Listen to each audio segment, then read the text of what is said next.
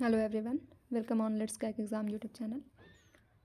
आज हम लोग देखेंगे टीचिंग ऑफ मैथमेटिक्स। कल हम लोगों ने देख लिया था, इसमें meaning and definition of mathematics देख लिया था और नेचर ऑफ मैथमेटिक्स देख लिया था। आज की वीडियो में देखेंगे teaching of mathematics. In mathematics, teaching and teaching techniques are such aids which are use to make the lesson interesting. जो मैथमेटिक्स में टीचिंग या टीचिंग टेक्निक्स हम लोग यूज़ करते हैं वो लेसन को इंटरेस्टिंग बनाता है, to explain the content and remember it by heart during teaching learning process. Techniques are not directly linked with the teaching objectives, but they are linked with teaching methods, while methods are directly linked with teaching objectives. Techniques जो होता है directly link नहीं होता है पढ़ाने से या पढ़ाने का ऑब्जेक्टिव से। ये जो लिंक होता है एक मेथड्स होते हैं उससे लिंक होता है, जो कि टीचिंग ऑब्जेक्टिव से डायरेक्ट लिंक होता है। On the other hand, teaching strategies are purposefully conceived and determines plans of action. ये जो है plans of action है। Thus teachings or instructional strategies refer to pattern of teaching acts that serve to attain certain outcomes and to guard against other. अब देखेंगे various strategies of techniques of teaching mathematics। पहला है drill work, दूसरा homework assignment, तीसरा है oral work, fourth है written work, fifth है group work, sixth self study, seventh supervised study, eight review, 9 assignment, 10 brainstorming. ये 10 टाइप्स ऑफ टेक्निक्स हैं mathematics के, ठीक है, 10 टाइप्स ऑफ टेक्निक्स, ठीक है, जिसमें आते हैं drill work, homework and oral work, written work, group work, self study, supervise study, review, assignment and brainstorming. अब देखते हैं drill in mathematics. Drill basically drill का मतलब होता है प्रैक्टिस करना, ठीक है। अगर यहाँ ड्रिल ऑफ मैथमेटिक्स है तो I think more question practice करना, बच्चे से एक्सरसाइज कराना। Drill work is one of the most important things in teaching of mathematics. Drill and exercise occupy an important place in mathematics teaching and learning. Drill work is based on the psychological principles such as learning by doing and law of exercise. Drill का जो principle है mathematics में basically learning by doing है and law of exercise है। Means जितना आप exercise करेंगे उतना ही ज़्यादा आपका कॉन्सेप्ट या फिर आपकी जो प्रैक्टिस होगी वो उतनी अच्छी होगी। ड्रिल वर्क में जो ड्रिल वर्क यूज़ करते हैं मैथमेटिक्स से, it affords a convenient and fairly efficient medium for the rapid memorisation of details and the automatisation of process. Drill must be recognized as an essential means of attaining some of the desired controls, just as a strong emphasis upon concepts and meanings must be regarded as essential for understanding. Both are necessary and neither alone is sufficient. Drill provides करता है opportunities जो है self learning and improvement की. The speed and accuracy in mathematics cannot be possible without drill work. जब तक आप practice नहीं करेंगे, मोर एंड मोर प्रैक्टिस नहीं करेंगे, जो मैथमेटिक्स की एक्यूरेसी है या स्पीड है वो आपके लिए पॉसिबल नहीं है। इसलिए ड्रिल वर्क जो होता है मैथमेटिक्स में इम्पॉर्टेंट रोल रखता है। ये इम्पॉर्टेंट टेक्निक है मैथमेटिक्स के लिए, ठीक है। ड्रिल वर्क का जो प्रिंसिपल है वो मेन प्रिंसिपल बेस्ड होता है learning by doing and law of exercise का, ठीक है।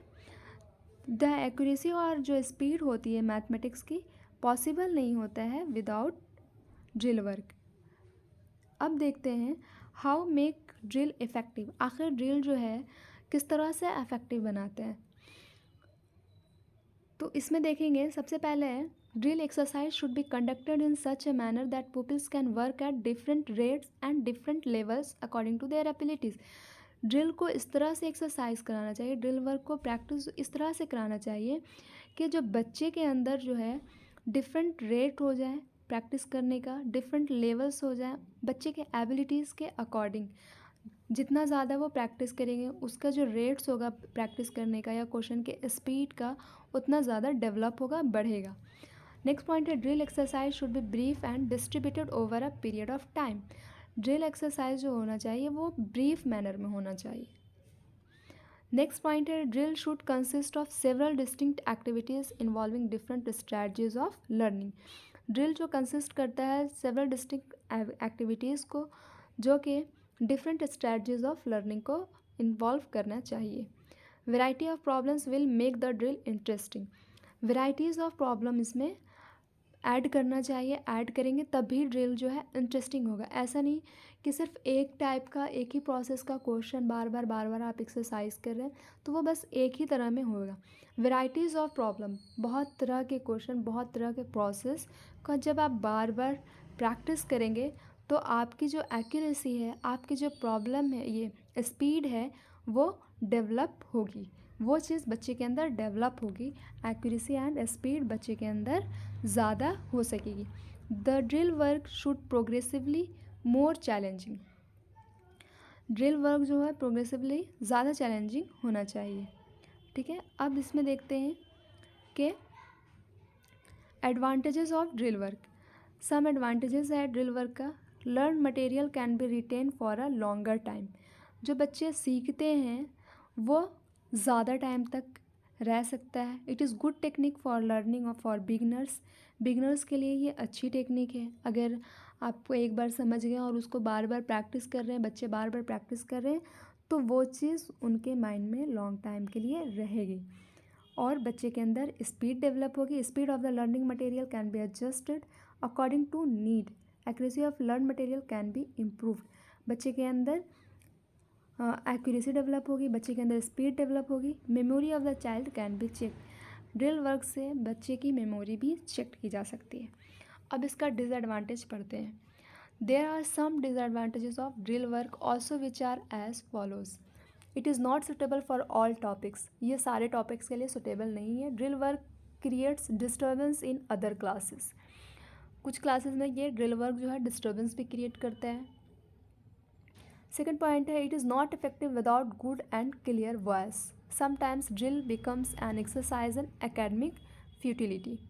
थर्ड पॉइंट है careful questioning by the teacher is usually needed in drill work. Homework in mathematics. सबसे पहला था ड्रिल वर्क, अब सेकंड में है होमवर्क। आखिर होमवर्क क्यों देते हैं मैथमेटिक्स में?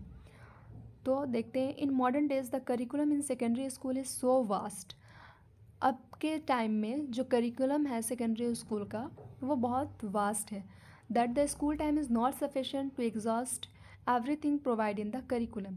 जो स्कूल टाइम है वो अब उतना सफिशिएंट नहीं है। जिस तरह से बच्चे के जो करिकुलम है, स्कूल का जो करिकुलम है जितना वास्ट हो गया है, तो स्कूल का टाइम सफिशिएंट नहीं हो पाता है, उसको पूरा का पूरा टाइम प्रोवाइड नहीं कर पाता है। So if the teachers want to do justice with the curriculum they have to counterpart with homework. अब जो टीचर हैं वो करिकुलम को ख़त्म करने के लिए या उसको पूरा करने के लिए, उसके साथ जस्टिस करने के लिए बच्चे को एक काउंटर पार्ट दिए हैं जो कि होमवर्क के तौर से करते हैं। Homework plays a vital role as the teacher get very short time to cover the heavy load of the curriculum. So under the circumstances, it is not only important but also essential to give homework to the students. The homework is mathematics may consist of some problem based on facts taught in the classroom.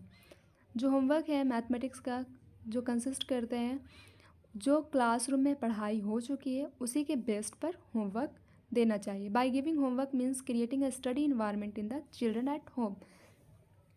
ये भी बहुत important है। ये question अक्सर आते हैं कि आखिर होमवर्क देने का मतलब क्या है, क्यों बच्चे को होमवर्क देते हैं? तो बच्चे के जो स्टडी इन्वायरमेंट है घर में वो क्रिएट करने के लिए देते हैं। आगे और भी बहुत कुछ है लेकिन यहाँ पर ये चीज़ जो इसको हम लोग मार्क कर लेते हैं। By giving homework it means creating study environment in the children at home. The nature and amount of homework should be given according to the capacities of the children. बच्चे को जो होमवर्क देना चाहिए बच्चे के बच्चे की कैपेसिटीज़ के अकॉर्डिंग देना चाहिए। ऐसा नहीं कि बहुत ही ज़्यादा होमवर्क बच्चे को दे दिया जाए। Homework should be assist as a part of internal assessment and proper weightage should be given. Homework को असिस्ट करना चाहिए इंटरनल असेसमेंट में और उसका जो वेटेज है उसको देना चाहिए। ऑब्जेक्टिव ऑफ होमवर्क, कुछ ऑब्जेक्टिव देख लेते हैं। It utilise the leisure time of the child, otherwise the child will waste it is in gossiping. बच्चे के टाइम को यूटिलाइज़ करता है होमवर्क ने। अगर बच्चे के पास वर्क नहीं रहेगा, होमवर्क नहीं रहेगा, तो बच्चे ऐसा ही अपना टाइम गॉसिपिंग में बर्बाद कर देंगे।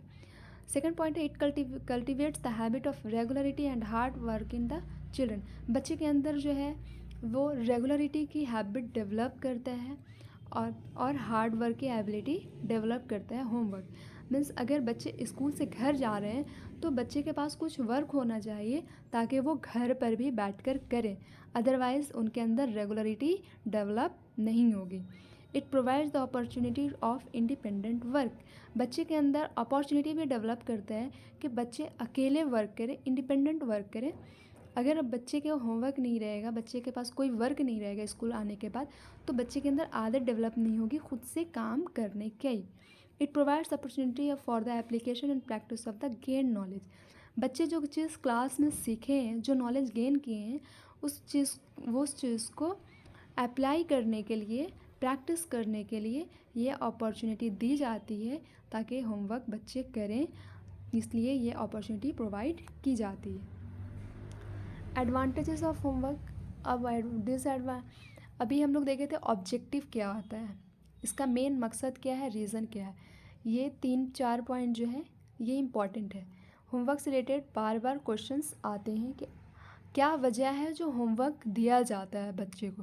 तो बच्चे का टाइम यूटिलाइज़ करने के लिए, बच्चे के अंदर रेगुलरिटी एंड हार्ड वर्क की हैबिट डेवलप करने के लिए, बच्चे के अंदर अपॉर्चुनिटी प्रोवाइड करने के लिए बच्चे को, ताकि वो इंडिपेंडेंट वर्क कर सके। बच्चे की अपॉर्चुनिटी प्रोवाइड करने के लिए ताकि वो जो नॉलेज गेन किए हैं क्लास में, स्कूल में, वो अप्लाई कर सके, प्रैक्टिस कर सकें उसका। अब देखते हैं advantage of homework. Homework is essential because the school hours are not enough for the necessary work. Homework essential इसलिए है क्योंकि जो स्कूल आवर्स है इनफ नहीं है नेसेसरी वर्क के लिए। It bring closer relation between the parents and the school. ये बच्चे के पेरेंट्स और स्कूल के से एक रिलेशन, क्लोजर रिलेशन क्रिएट करते हैं। It promotes the habit of self study in children. बच्चे के अंदर सेल्फ स्टडी के प्रमोट्स करते हैं। It also develops a sense of responsibility in the children.